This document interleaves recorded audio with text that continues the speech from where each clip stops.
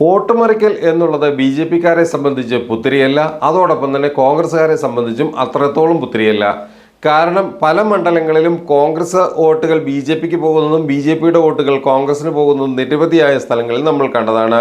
അതിലെ ഏറ്റവും വലിയ ഉദാഹരണമായിരുന്നു തൃശൂർ ലോക്സഭാ മണ്ഡലത്തിൽ കോൺഗ്രസിന്റെ ഔദ്യോഗിക സ്ഥാനാർത്ഥിയായിരുന്ന കെ മുരളീധരന് ലഭിക്കേണ്ട വോട്ടുകൾ ബി.ജെ.പിയുടെ സ്ഥാനാർത്ഥിയായ സുരേഷ് ഗോപിക്ക് നൽകി കോൺഗ്രസുകാർ വളരെ ആർജവത്തോടു കൂടി സുരേഷ് ഗോപിയെ മണ്ഡലത്തിൽ നിന്നും വിജയിപ്പിച്ചെടുത്തു. ഇത്തരത്തിലുള്ള വലിയ ഒരു അട്ടിമറി നടക്കാൻ പോകുന്നുവെന്ന് ബി.ജെ.പി നേതാക്കൾക്ക് തന്നെ പുറത്തുവിടുന്നു. അതായത് പാലക്കാട് നിയമസഭാ മണ്ഡലം ഉപതെരഞ്ഞെടുപ്പിൽ വോട്ട് മറിക്കാൻ ബി.ജെ.പി കോൺഗ്രസ് ധാരണയായെന്ന് ശോഭാ സുരേന്ദ്രനാണ് ഞെട്ടിക്കുന്ന വിവരങ്ങളായി പുറത്ത് വിടുന്നത്. പാലക്കാട് നിയമസഭാ മണ്ഡലം ഉപതെരഞ്ഞെടുപ്പിൽ വോട്ട് മറിക്കാൻ കോൺഗ്രസുമായി ബി.ജെ.പിയുടെ ഔദ്യോഗിക വിഭാഗം രഹസ്യ ധാരണയായെന്നാണ് ശോഭാ സുരേന്ദ്രൻ പക്ഷം ദേശീയ നേതൃത്വത്തിന് നൽകിയ പരാതിയിൽ വ്യക്തമാക്കുന്നത്.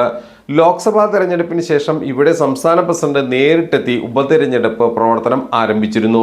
സ്ഥാനാർത്ഥിയാകാൻ രംഗത്തിറക്കിയ സംസ്ഥാന നേതാവാകട്ടെ ലോക്സഭാ തെരഞ്ഞെടുപ്പിൽ പിരിച്ച 14 കോടി മുക്കിയെന്ന ആക്ഷേപം ശക്തമായതോടെ ഈ പ്രവർത്തനം നിർത്തിവെച്ചു.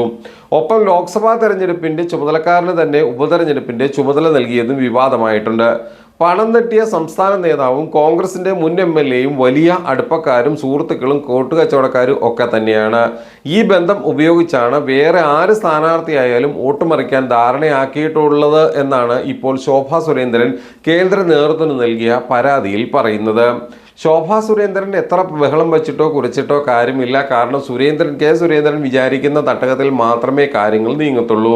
വി മുരളീധര പക്ഷത്തോട് ഒപ്പം ചേർന്ന് നടന്നാലും കാര്യങ്ങളിൽ രക്ഷയില്ല. അതോടൊപ്പം തന്നെ ഓരോ ഘട്ടത്തിലും എം.ടി രമേശുമായി ചേർന്ന് നിൽക്കാമെന്ന് വിചാരിച്ചാൽ പോലും അവിടെയും രക്ഷയില്ല. എം.ടി രമേശ് പക്ഷക്കാരനായ സുരേഷ് ഗോപിയെ തന്നെ തകർക്കാൻ വേണ്ടിയിട്ട് ബി.ജെ.പിയുടെ കെ സുരേന്ദ്രൻ പക്ഷവും വി മുരളീധരനും എല്ലാം വലിയ തോതിലുള്ള അംഗങ്ങളാണ് നടത്തിക്കൊണ്ടിരിക്കുന്നത്. ഇതിനിടയിൽ ശോഭയുടെ കരച്ചിലിനൊന്നും യാതൊരുവിധ വിലയുമില്ല എന്നുള്ള പല തെളിവുകളും നമ്മൾ ഇതിനു മുമ്പ് കണ്ടതാണ്.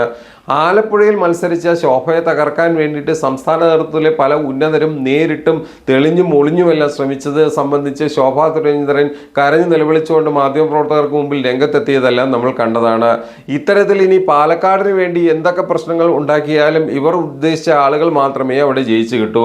അതോടൊപ്പം തന്നെ കോൺഗ്രസുമാക്കി ഉണ്ടാക്കിയിരിക്കുന്ന ഈ ഒരു അലയൻസ്, ഈ ഒരു സഖ്യം, ഉള്ളിലൂടെ നടക്കുന്ന വോട്ടുമറിക്കൽ അടക്കമുള്ള കാര്യങ്ങൾ വലിയ തോതിൽ അവർ വിചാരിക്കുന്ന സ്ഥാനാർത്ഥിയെ വിജയിപ്പിച്ചെടുക്കുന്നതിലേക്ക് കാര്യങ്ങൾ എത്തിക്കും.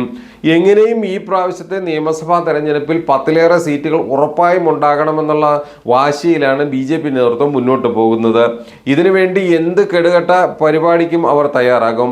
ഇതിന് ചൂട്ടുപിടിക്കാൻ കോൺഗ്രസ് കൂടി രംഗത്ത് വരുന്നതോടുകൂടി തന്നെ വരുന്ന നിയമസഭാ തെരഞ്ഞെടുപ്പിൽ യു.ഡി.എഫിന്റെ വോട്ടുകൾ കുറയും, ബി.ജെ.പിയുടെ വോട്ടുകൾ വർദ്ധിക്കുകയും ചെയ്യുന്ന ഒരു കാഴ്ചയായിരിക്കും നമ്മൾ കാണാൻ പോകുന്നത്.